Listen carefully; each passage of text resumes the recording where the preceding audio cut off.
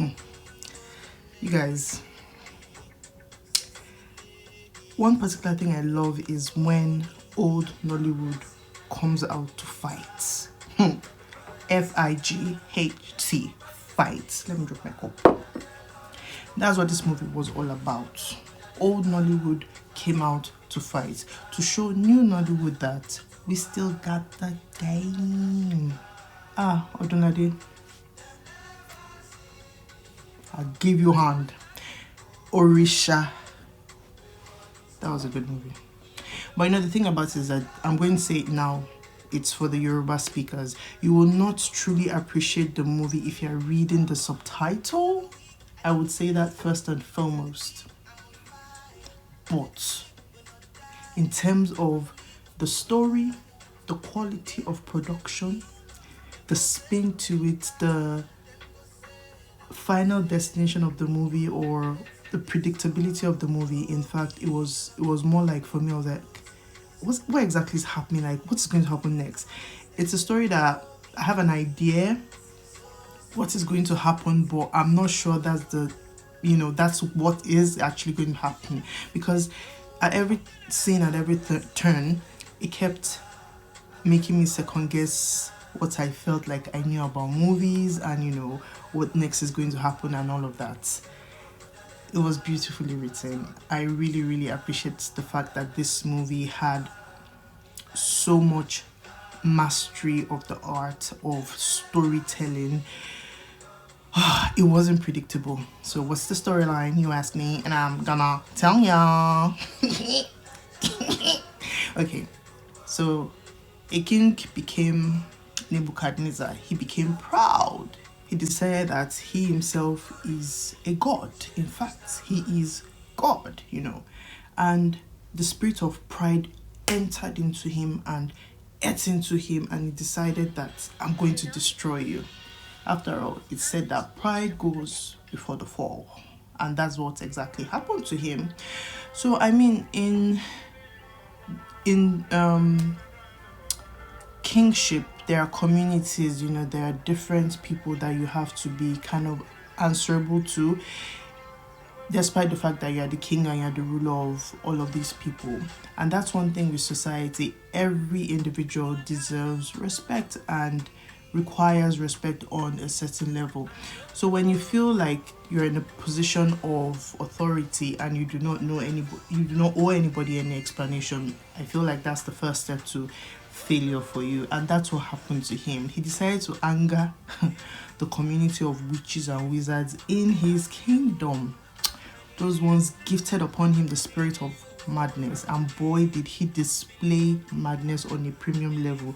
Please, Odunlade, don't be acting madman part again, because you are too good at it. It was so ridiculously funny. Again, disclaimer, I will say this movie is for Yoruba speakers, because most of what he said in Yoruba was way more hilarious than what the subtitle would translate it into. And his portrayal of the Mad King was so good that I'm like, hats off to him.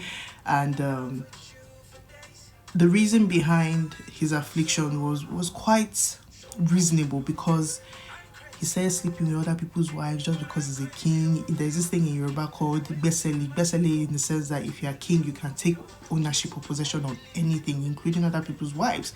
But you see, there's also the moral compass of things to consider, because I don't think anybody will be very happy if you steal his wife. And if the laws of the universe are supposed to go by the laws of good and bad, you can't win. Even though you're the king, you cannot win this fight of I want it, so I'm going to have it. So he started offending people, offended the whole community, offended even his Balogun. Balogun is the chief warrior, and that did not go down well with anybody. So he really had no empathy when he became mad. In fact, people were kind of mocking him. It turned out that the person that was even responsible for the affliction is his wife. She was also a witch, and it had offended her. So the protection or the covering over him was removed, because she felt offended by his arrogance, by his pride, and by his misdemeanors. Thus, she allowed her coven to turn her husband crazy. But then again, love conquers all, innit? She started feeling empathy for him and decided that I want my husband back. I want him to be restored. So she went back to beg for him.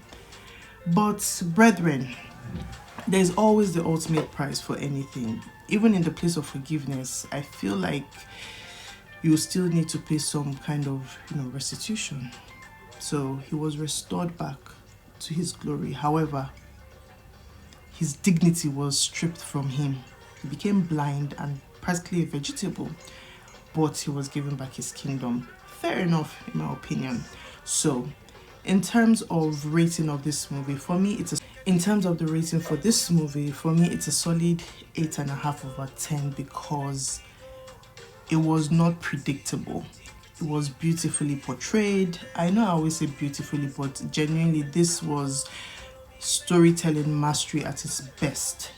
The actors, the old Nollywood, like I said in the beginning, came out to fight, and their acting was babanla bombastic. In Bahd Mehn, damn it. Is it Femi Adebayo we are talking about? Odunlade, or this Dele Odule, Jide Kosoko. These men came and showed that awala wa ni di kini ise awala ma ate. Awadela kwa watombole yin. Wanna give it fully in Yoruba.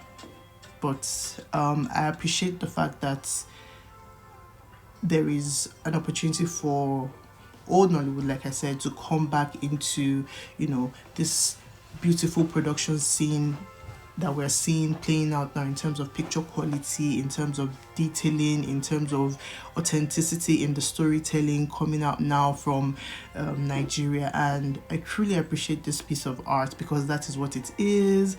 I look forward to seeing more of the OGs coming out, to play with the younger ones, and how they're able to transition into this new era of production is just so beautiful to watch. I recommend to my Yoruba speaking people, y'all, but I would say sit down with a cup of tea and ease yourself into the movie. Give it a chance. It's very deep, very detailed. You will enjoy it. So I recommend, please watch and let me know what you think. Have a beautiful day, guys.